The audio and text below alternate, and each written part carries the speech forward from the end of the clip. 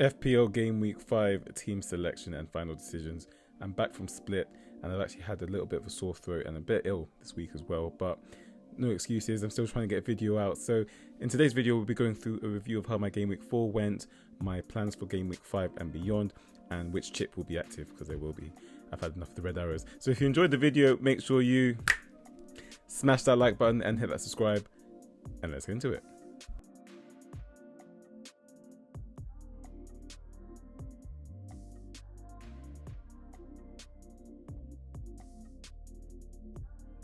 What's up? It's FPL Vert, where arrows go green, but unfortunately 4 game weeks into the season they still have not gone green once. So might be on forward watch, some might be already be telling me this as well in my ear, but it could have been a lot worse if I'm being totally honest. I had Mr. Anderson, who delivered a double-digit return. Joao Pedro keeps providing the goods. He's like the postman. This is 5th attacking return in like 3 game weeks, I think. So shout out him. Salah, of course, he's got Mr. Inevitable gene at the moment, as do Liverpool, as they portrayed that tag as well in the midweek. Managed to getting another last-minute winner in the final 10 minutes. Just 5 games in a row for Liverpool. So maybe that's just the team they're going to be this season.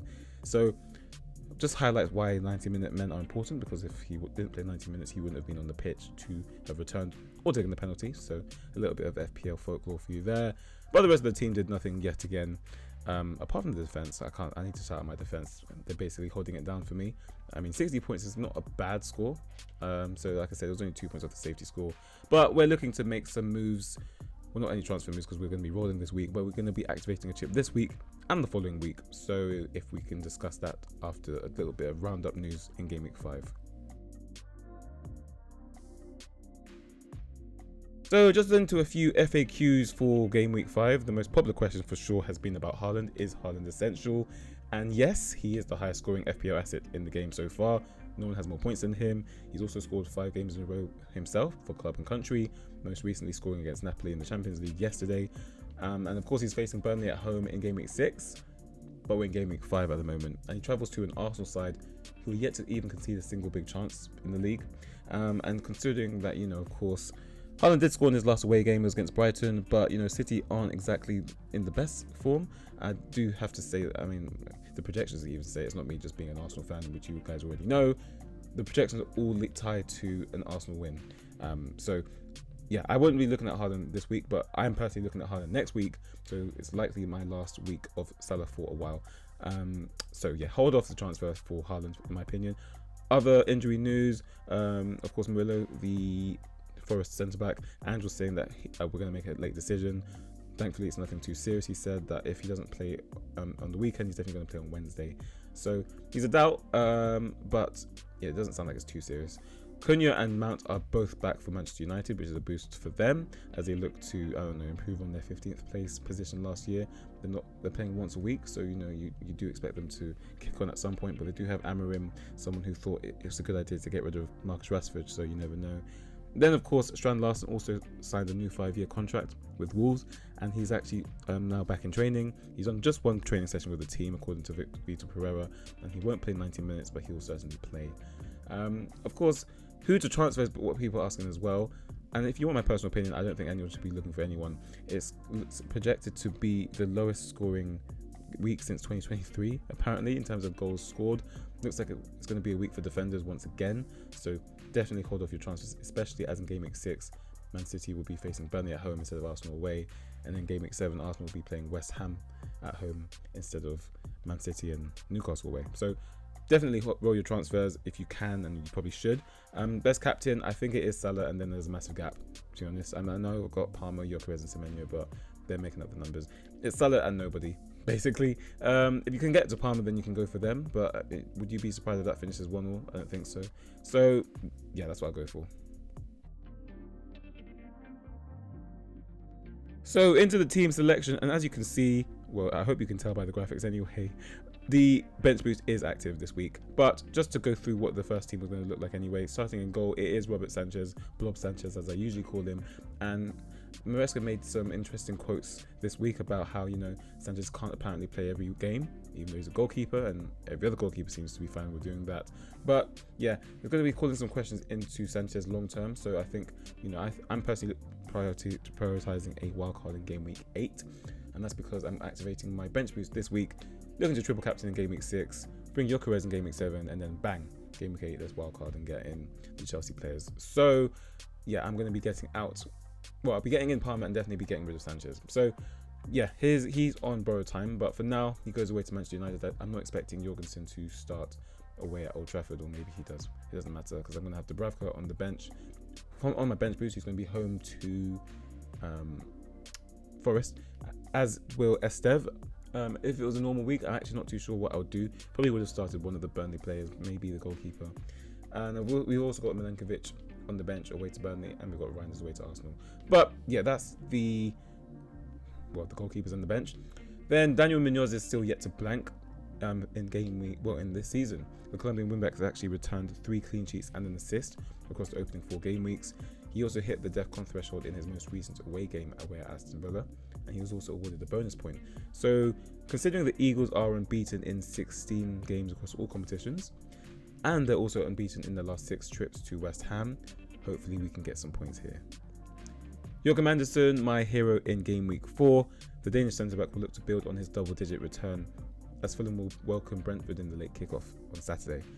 We might have to rely on DEFCON in this fixture though, because 5 of the last 6 top-flight meetings between these two teams have seen at least 3 goals. Of course, not all of them have had both teams scoring, but it tends to have some goals either side. So let's see what happens. Pedro Porro will start away to Brighton. Brighton are actually one of only 4 sides in the Premier League yet to keep a clean sheet. So let's hope our wing back can get involved with some goals, because I'm not really expecting a clean sheet here. Brighton do usually score. They tend to score goals. So yeah, we're hoping for attacking returns, or at least some DEFCON. So let's see. In a week of slim pickings in terms of captaincy, there's a very, very clear candidate in the Egyptian King. If you don't own Salah, actually let me know who you're going to be captaining, because I'd love to know actually, personally. But yes, of course he's got 3 returns in the opening 4 game weeks, and you know he's managed to get all those returns in the final 10 minutes, which is quite funny. But yeah, let's hope that he can look to make the difference in the Merseyside derby. Of course, this is an early kickoff. We don't like early kickoffs for captaincy usually, but needs must here. Florian Wirtz also starts, and the German playmaker has the chance to really endear himself to the Kop as he looks to snap his run of no returns in either the Premier League or the Champions League for Liverpool so far, as he faces Everton in the early kickoff for the derby. So he's also on borrowed time. As I mentioned, I will be wildcarding in game week 8. Will he survive? Definitely not. Probably going to be out before then as well, but let's see what we can do for now. Dango Otara will start as well. It's never really ideal having your attacker face your defender, but hopefully if Brentford do score, Dango Otara will be involved.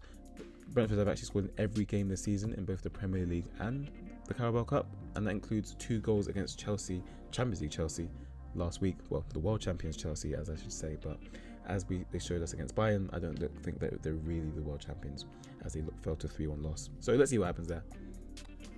Morgan Rogers, I'm currently in the Aston Villa purgatory, because despite their struggles in front of goal, the Villains still have incredible fixtures, at least on paper, with a trip to promoted Sunderland. And yes, you're going to tell me Sunderland have been playing well, but they're still a promoted side, and you know Aston Villa are quite literally a Europa League side this season. They were Champions League side last season as well, so you'd imagine that Emery can figure it out at some point.